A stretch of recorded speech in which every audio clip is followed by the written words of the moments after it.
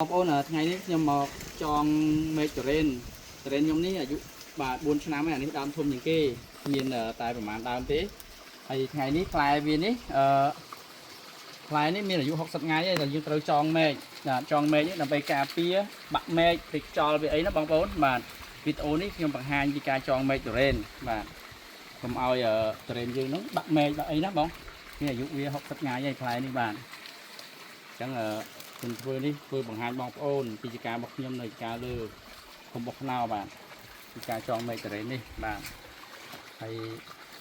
បន្ទាប់ពីវីដេអូនេះហើយខ្ញុំចេញវីដេអូដើម្បីចងផ្លែនៅអាយុ80ថ្ងៃម្ដងទៀតបាទអញ្ចឹងសូមពុកម៉ែអរគុណដែលបានទស្សនាហើយបើសិនជាមានបងប្អូនមានបំណងចង់ចូលរៀនក្នុង Telegram របស់លោកគ្រូបាទសូមអរគុណមានអាចចូលមករៀនលោកគ្រូទៅបាទគ្រូមិនចាត់ថ្លៃអ្វីទាំងអស់បាទគ្រូភិនបរិយសុខភាពលូនបាទអរគុណជម្រាបលាបាទ